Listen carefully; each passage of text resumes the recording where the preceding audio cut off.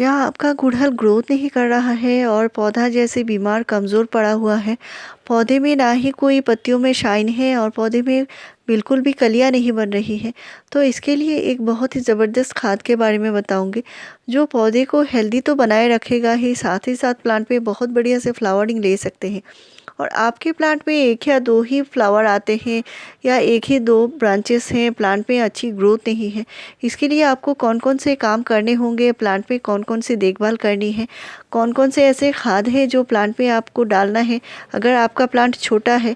तो इस तरह के बहुत सारे ज़रूरी जानकारी मैं हमेशा से शेयर करती हूँ और आज भी देने वाली हूँ। तो इसके लिए वीडियो पूरा देखिए। और प्लांट में हर एक ब्रांच पे अच्छे से अच्छी कलियाँ बन रहे हैं, प्लांट हेल्दी है। आपको एक दो पत्ते पीले दिखाई दे रहे होंगे, वो सीज़न चेंज की वजह से होते हैं। तो गुड़हल जो होता है सीज़न चेंज, जैसे बहुत ज़्यादा अचानक से गर्मी पड़ जाती है या अचानक से बारिश हो जाती है, ऐसे कारण से कभी कभी प्लांट में जो पीले पत्ते आना शुरू हो जाते हैं।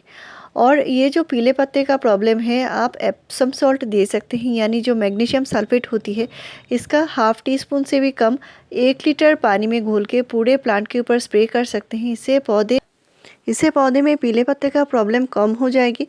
और आपके प्लांट में ग्रोथ नहीं हो रही है तो इसके लिए आप एप्सम सॉल्ट का स्प्रे कर सकते हैं। कम से कम 20 से 25 डेज़ के गैप में एक बार ज़रूर कीजिए। इससे पौधे में जो कलियां आकर गिर जाती हैं, ये प्रॉब्लम भी सॉल्व हो जाएगी। साथ में प्लांट में अच्छी फ्लावरिंग लेने के लिए आपको जो खाद है, वो आप नाइट्रोजन खाद ज़रूर दीजिए, जैसे कावडंग कंपोस्ट हो गया या वर्मी कंपोस्ट। लेकिन साथ में आपको प्लांट में जो देने होंगे वो होगी पोटेशियम खाद। और पोटेशियम खाद गुड़हल के लिए बेहद ज़रूरी है। नाइट्रोजन खाद से भी ज़्यादा पोटेशियम खाद गुड़हल में चाहिए, क्योंकि गुड़हल के जो फ्लावर आते हैं कंटिन्यू फ्लावरिंग होती रहती है। जो हाइब्रिड गुड़हल होते हैं साल भर अच्छी से अच्छी फ्लावरिंग करते हैं। और गुच्छों में फ्लावरिंग लेने के लिए आपको पोटेशियम खाद कम से कम 7 से 10 दिन के गैप में पौधे में ज़रूर देने होंगे। साथ में इस तरह अगर कलियां बनती है तो भी आपको पौधे में खाद देने की ज़रूरत है, नहीं तो एक बार फ्लावरिंग के बाद पौधा फिर से फ्लावरिंग करना बंद कर देगी। आपका पौधा छोटा है, कमज़ोर है और प्लांट में कोई भी ज़्यादा ब्रांचेस नहीं है, बहुत ही कमज़ोर प्लांट है, तो उस तरह के पौधे में आपको जो नाइट्रोजन खाद है, यानी गोबर खाद या वर्मी कंपोस्ट, इस तरह के जो कंपोस्ट खाद होते हैं, इनको ज़्यादा देने की ज़रूरत है। और कम से कम महीने में 2 बार 2 मुट्ठी ज़रूर दीजिए कंपोस्ट। और एक साथ भी देना चाहते हैं तो भी दे सकते हैं। अगर आपका प्लांट बड़ा है तो एक साथ आप ज़्यादा करके दे सकते हैं, महीने में एक ही बार दीजिए। लेकिन प्लांट अगर छोटा है तो एक साथ बहुत ज़्यादा खाद नहीं दे सकते, इसके लिए आप महीने में 2 बार दीजिए। और नहीं तो आप इस तरह लिक्विड बनाकर भी दे सकते हैं। तो यहाँ पे मैंने 1 मुट्ठी कावडंग जो कंपोस्ट आता है, यानी गोबर की खाद को भिगा कर रखा है 1 लीटर पानी में। और इसको कम से कम 7 से 8 दिन बाद इसका जो पानी है इसको आप पौधे में इस्तेमाल कर सकते हैं। ये भी नाइट्रोजन का बहुत अच्छा सोर्स होता है। किसी भी छोटे से छोटे पौधे में अच्छी ग्रोथ लेने के लिए आप इस तरह के जो लिक्विड खाद होती है, नाइट्रोजन खाद, वो दे सकते हैं। और इनको अच्छे से डाइल्यूट करना पड़ता है। जैसे आपने 1 लीटर फर्टिलाइज़र बनाया होगा तो कम से कम 10 लीटर नॉर्मल पानी मिलाकर ही पौधे में देना होता है, नहीं तो ये बहुत ज़्यादा गर्म खाद होती है। और ये जो लिक्विड खाद है बहुत जल्दी पौधे में असर दिखने को मिलती है। आपके पौधे में ग्रोथ रुकी हुई है तो ये खाद बहुत जल्दी से आपके पौधे में असर दिखाएगी। 3 से 4 दिन के बाद ही आपको नए नए पत्ते पौधे में दिखाई देने लगेंगे। और ये लिक्विड तरीके से देना बहुत आसानी भी होती है। तो मैं इस तरह जो कावडंग जो कंपोस्ट आता है, इसको मैं इस तरह जार में बनाकर रख देती हूँ। ये ख़राब नहीं होता बिल्कुल भी, और आप कई महीनों तक इनका इस्तेमाल कर सकते हैं। इनमें फिर से आप गोबर खाद डाल के रख दीजिए, पानी डाल के, और ये बिल्कुल भी ख़राब नहीं होते। साथ में मैं ये जो खाद इस्तेमाल करती हूँ, ये देख सकते हैं प्याज के छिलके। और ये जो प्याज के छिलके होते हैं प्लांट में भरपूर मात्रा में फ्लावरिंग लाते हैं। आपके किसी भी पौधे में फ्लावरिंग लेना है तो आप प्याज के छिलके का इस्तेमाल ज़रूर कीजिए।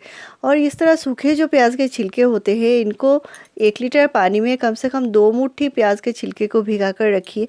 और इस तरह के जो छिलके के जो खाद होते हैं प्लांट में आपको कम से कम 7 से 10 दिन के गैप में ज़रूर देने होंगे। और इस तरह भिगाकर आप 1 लीटर पानी में डुबोकर रखिए और इनको छान के डाइल्यूट करके पौधे में डाल सकते हैं। और प्लांट में अलग अलग तरह के फर्टिलाइज़र देना बहुत ज़रूरी होता है, क्योंकि अलग अलग फर्टिलाइज़र में अलग अलग न्यूट्रिशन होते हैं जो पौधे के लिए बेहद ज़रूरी है। जैसे 16-17 तरह के पौधे में जो माइक्रो न्यूट्रिएंट्स की ज़रूरी होती है, और इस तरह के न्यूट्रिशन पौधे में देना बेहद ज़रूरी है, नहीं तो पौधे में अच्छी फ्लावरिंग आप नहीं ले सकते। तो आज का जो खाद है वो एक लिक्विड खाद होगा और जिसमें भरपूर मात्रा में न्यूट्रिशन है। ये एक कंप्लीट न्यूट्रिशन वाला खाद होगा जिसमें नाइट्रोजन, फास्फोरस, पोटेशियम और भी कई सारे एमाइनो एसिड और माइक्रो न्यूट्रिएंट्स होंगे जो पौधे में बहुत जल्दी से फ्लावरिंग आप ले सकते हैं। और अलग अलग तरह के फर्टिलाइज़र मैं इसलिए आपसे शेयर करती हूँ क्योंकि आपके पौधे भी हेल्दी बने, प्लांट में अच्छे से अच्छे आप फ्लावरिंग ले सकें। तो इस फर्टिलाइज़र का जो ज़रूरी चीज़ है, सबसे पहले मैंने यहाँ पे केले का छिलका लिया है। मैंने 3 केले के छिलके लिए हैं। साथ में मैंने जो लिया है ये है वर्मी कंपोस्ट, और मैंने यहाँ पे 1 मुट्ठी वर्मी कंपोस्ट डाला हुआ है जो नाइट्रोजन का बहुत ही अच्छा सोर्स होता है। आपके पास गोबर का खाद है तो वो भी दीजिए। तो अभी जिस चीज़ का इस्तेमाल मैं करने वाली हूँ ये विंटर के लिए बहुत अच्छी होती है। पौधे को ठंड से बचाती है, ठंड से होने वाली जो स्ट्रेस होती है, कमज़ोरी होती है, इससे पौधे को बहुत अच्छे से बचाती है। तो ये है मसूर की दाल, और मसूर की दाल जो है विंटर के लिए बहुत अच्छी होती है। ये थोड़ी सी गर्म तासीर वाला खाद होता है।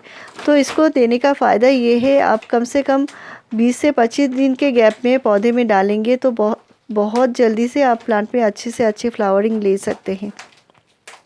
तो इस खाद को भिगाकर कम से कम 3 दिन के लिए रखना होता है।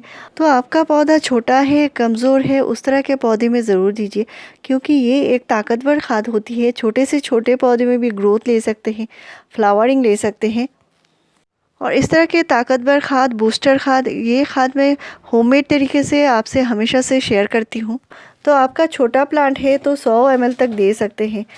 और इस तरह के इनमें जितने सारे चीज़ें हैं, जैसे छिलके हैं, दाल है, इन सभी को आपको निकाल लेनी होगी और इनको छानना भी पड़ेगा, नहीं तो इनके जो कण हैं इनसे प्लांट में फंगस लग सकती है। और इनको डाइल्यूट करने का जो रेशियो है, आपने अगर 1 लीटर फर्टिलाइज़र बनाया होगा तो कम से कम 8 से 10 लीटर नॉर्मल पानी मिलाकर ही पौधे में देना होगा।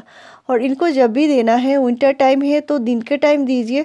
और ये जो खाद है आप 15 डेज़ के गैप में एक बार पौधे में इस्तेमाल कर सकते हैं, इससे जल्दी नहीं देना है।